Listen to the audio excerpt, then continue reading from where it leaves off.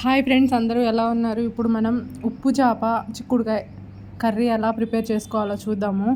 ఉప్పు చేపని హాట్ వాటర్లో బాగా క్లీన్ చేసుకోవాలండి. చిక్కుడుకాయలు కూడా అటు ఇటు తొనలు వలిచి క్లీన్ చేసుకోవాలి. ఆనియన్స్ సన్నగా కట్ చేసుకోవాలి. టమాటోస్ కూడా సన్నగా కట్ చేసుకోవాలి.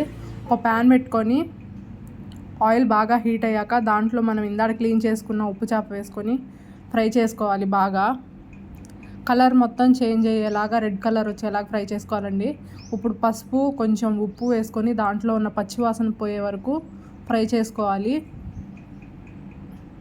దాంట్లో నుంచి నొరగలాగా వస్తుందండి, అది మొత్తం పోయి రెడ్గా వచ్చే వరకు ఫ్రై చేసుకోవాలి. అవి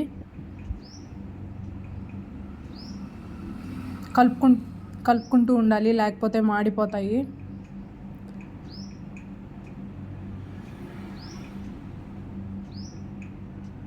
ఫ్రై అయినాయండి, నురగ కూడా ఆగిపోయింది.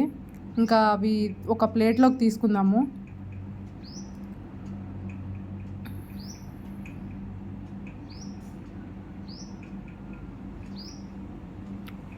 బాగా ఫ్రై చేసుకోవాలండి, లేకపోతే నీసు స్మెల్ వస్తుంది.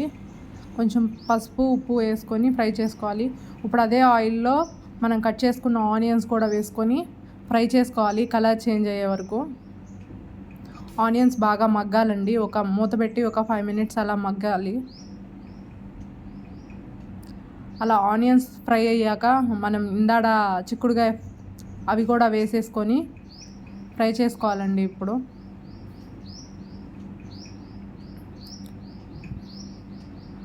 చిక్కుడుకాయలు కూడా మిక్స్ చేసుకొని ఒక 5 minutes అలా మూత పెట్టి మగ్గనివ్వాలి. ఈలోపు చిన్న సైజు నిమ్మకాయ అంత చింతపండుని నానబెట్టుకోవాలండి.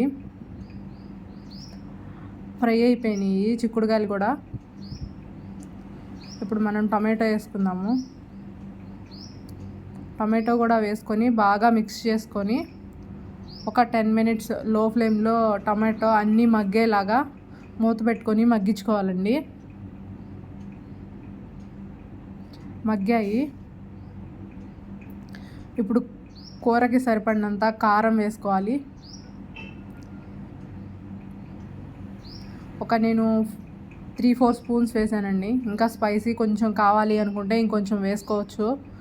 అట్లా కారం వేసి ఒక 5 minutes అలా మూత పెట్టి ఆయిల్ పైకి వచ్చేసాక మనం ఇందాక నానబెట్టుకున్న చింతపండుని పులుసు వేసుకోవాలండి. ఆ చింతపండు పులుసు దాంట్లో వేసుకోవాలి.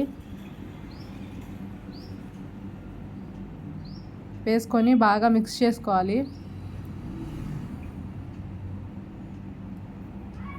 మనకి ఎంత గ్రేవీ కావాలి అంటే అంత వాటర్ పోసుకొని కొంచెం మరిగిన తర్వాత థిక్గా వచ్చాక ఆఫ్ చేసుకోవడమే. మనం ఇందాక ఫ్రై చేసుకున్న ఉప్పు చేప కూడా దాంట్లో వేసుకొని మిక్స్ చేసుకోవాలి. మిక్స్ చేసుకొని మీడియం మంట మీద ఒక 10 minutes అలా ఉడికించుకోవాలండి.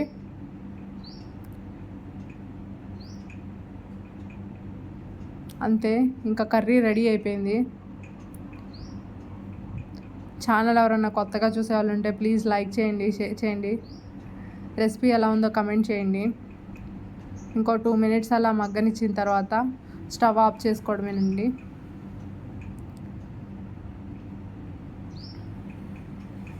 ఆయిల్ కూడా పైకి వచ్చేసింది. కర్రీ అయిపోయిందండి. ఇంకా చాలా టేస్టీగా ఉంటుంది. రెసిపీ ఒకసారి ట్రై చేయండి. ఎవరైనా కొత్తగా ఛానల్ చూసేవాళ్ళు ఉంటే please like and share, subscribe my channel.